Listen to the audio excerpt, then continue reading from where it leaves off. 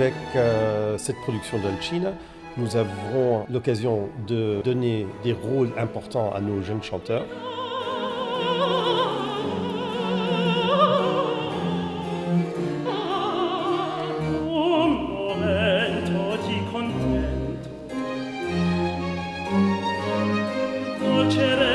Ce sont que des prises de rôle, bien sûr, à cet âge-là. L'ensemble d'Opera Fuoco joue pour accompagner, pour travailler avec le chant.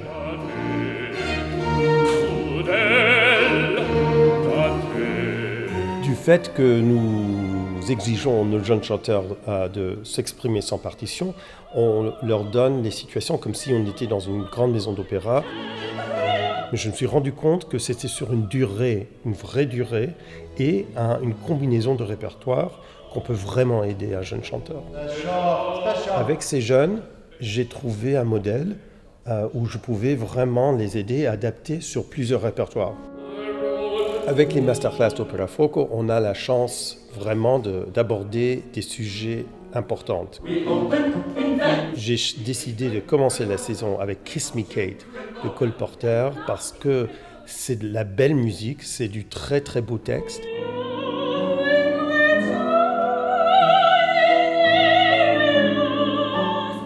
Et la relation entre le texte et la musique est très importante. Sans une idée de presser. Jeff Cohen, un grand spécialiste de ce genre, était notre invité. De faire travailler des jeunes chanteurs, leur donner la possibilité de débuter, ils ont confiance, il leur fait confiance, et cette entente, c'est une chose rare parce qu'aujourd'hui, on n'a pas le temps de faire ça. Donc vraiment qu'un chef d'orchestre comme David arrive à établir ça dans son organisation, je pense que c'est assez unique. Et là, on a pu vraiment continuer le travail qu'on fait toujours avec Opera Fuoco, c'est-à-dire de trouver une vérité entre le texte et la musique. Ça, c'est primordial. On a un cursus, c'est-à-dire c'est de faire vraiment mâcher, de faire avaler un maximum de styles différents aux jeunes chanteurs.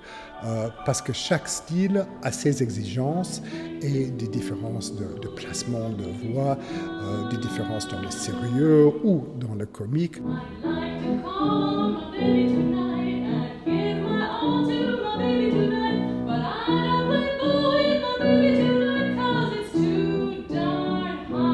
On partage beaucoup d'idées musicales, beaucoup de joie.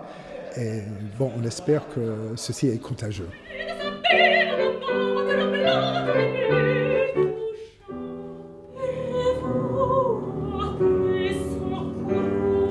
Pour le masterclass de Berlioz et Gluck, on avait la grande chance d'inviter à Véronique Jans.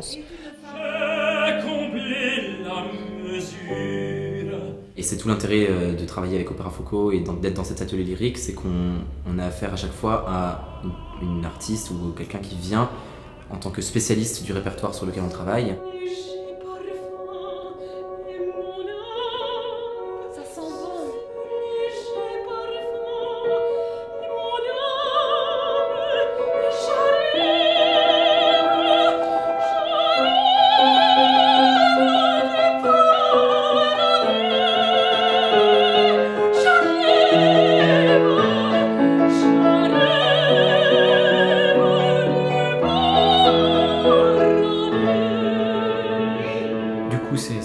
C'est incroyable de pouvoir travailler sur vraiment les mots, sur le ressenti et se retrouver en fait vraiment en tant que chanteur-interprète. Je ne connaissais pas du tout tous ces jeunes chanteurs qui sont honnêtement d'un très bon niveau. Vraiment, vraiment, je suis très étonnée. Et c'est des chanteurs qui, d'ailleurs, ils sont tous plus ou moins déjà un peu dans le métier. Ils sont en train de commencer une carrière. Ils ont tous une carrière très jeune, mais prometteuse à mon avis. Quelles sont les clés pour chanter ce répertoire ? Quelles sont les clés pour chanter en anglais ou en français ou en allemand ? Chaque langue apporte ses risques, ses contraintes et ses beautés. Du coup, on avait passé une semaine sur Mozart en français avec quelques-uns de mes chanteurs, sur une traduction d'Eric Emmanuel Schmitt, qui est un ami et un véritable artiste qui comprend bien et Mozart et Da Ponte.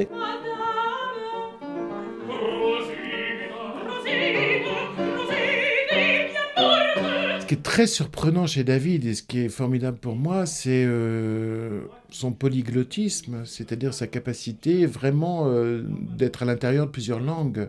Quand on parle véritablement de la musique, de la langue et de la difficulté parfois à mettre la langue en musique, là, il est fulgurant.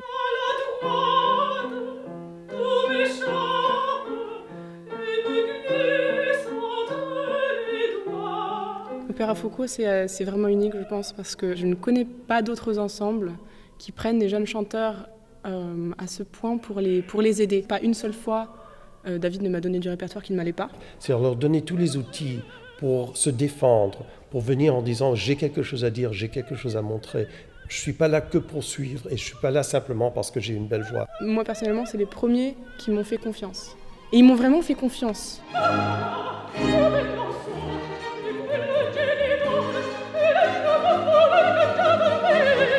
Pas une seule fois, j'ai eu l'impression que David avait peur. Et ça, depuis que je travaille avec David, c'est la chose la plus incroyable qui m'a tellement aidée. Parce qu'on a toujours peur de ne pas être à la hauteur, de ne pas être au niveau. Et là, on arrive, on sait que c'est pas parfait, mais on travaille.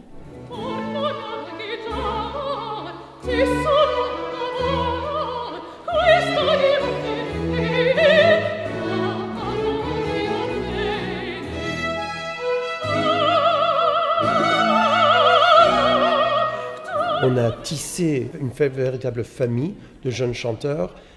Ils sont extrêmement soudés l'un à l'autre et c'est important. Je ne choisis pas que des jeunes chanteurs et de jeunes talents, mais aussi des êtres humains qui comprennent que faire carrière, c'est aussi travailler avec des autres. Nous sommes une famille, nous sommes là pour eux, mais nous sommes exigeants. Si un de mes chanteurs vient me voir en disant qu'ils ont une audition pour des autres ensembles, ma réaction est à quel moment est-ce que vous allez venir pour préparer l'audition ? C'est l'idée d'aider le jeune chanteur qui, très souvent en France, sort du conservatoire sans structure pour accompagner leur démarche pour l'avenir.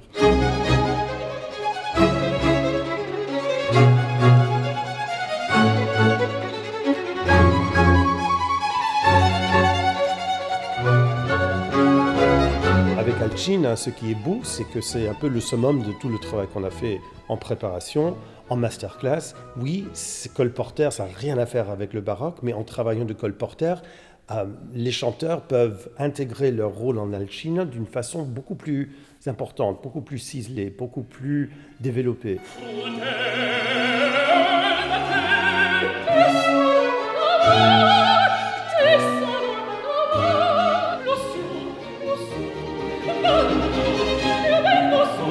Venir ici avec la compagnie lyrique Opéra Fauco veut dire tout pour qui nous sommes.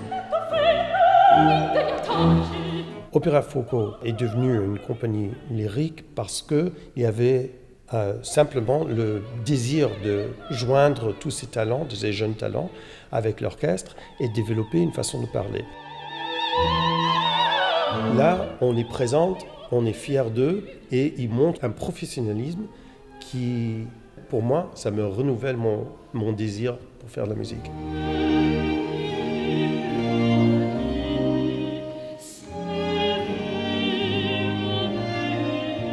Le but Opéra Fauco, c'est de créer cette plateforme où je peux partager tout ce que j'ai vécu et tout ce que la musique m'a donné et que je peux la retransmettre à ces jeunes-là pour leur avenir et pour l'avenir de la musique.